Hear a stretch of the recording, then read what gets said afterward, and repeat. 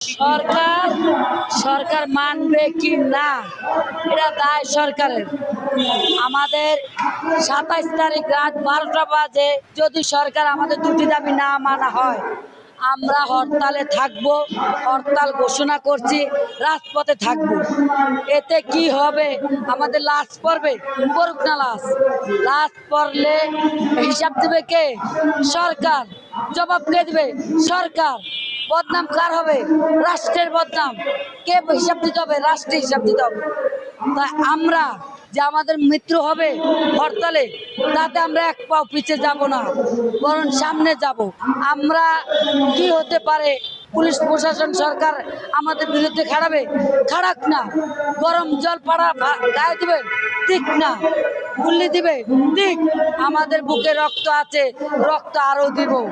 যদি আমাদের দাবিগুলো না মানা হয়, আমরা রাজপথেই থাকবো, হরতালে আমরা পালন করবো। আমাদেরকে কিছুই জানানো হয় না। আমরা সরকারকে সময় দিচ্ছি। সরকারকে আমরা এখন সময় দিচ্ছি ২৭ তারিখে রাত ১২টা পর্যন্ত টাইম আছে। যদি আমাদের দাবিগুলো না মানা হয়, আমরা রাজপথে থেকে মরব। দাবি হলো দুটি। একটি দাবি, প্রথম দাবি হলো বাসান টেক পুনর্বাসন প্রকল্প ফেরত দেওয়া হোক।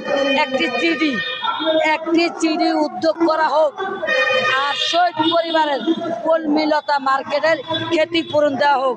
হাইকোর্টের থেকে রায় ২ মাসের ভিতরে শহীদ পরিবারের ক্ষতিপূরণ দেওয়া হোক। তো আজ ৯ মাস চলে যেতেছে, সরকার দিচ্ছে না।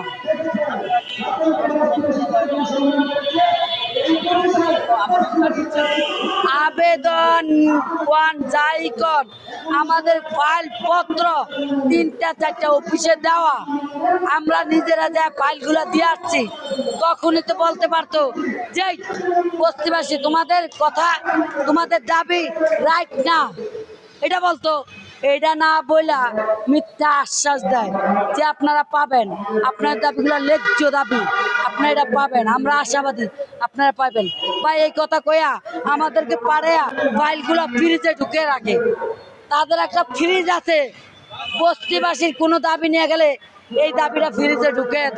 ৯৭ বস্তিবাসী কি করছে? সুপ্রিম কোর্ট ঘেরাও দিছে না, ধানমন্ডি ঘেরাও দিছে না। তা আমরা তো দেখে শিখছি না, আমাদের ভয় কিসের? আমাদের যা হারানোর কাম আমরা হারিয়ে ফেলছি, এমন আর হারানো কিছু নাই। যদি সরকার আমাদের দাবিগুলো না মানা হয়, আমরা রাজপথে থাকবো, রাজপথ ছেড়ে যাব না। একটি অটো রিক্সা চলতে আমরা দিব না।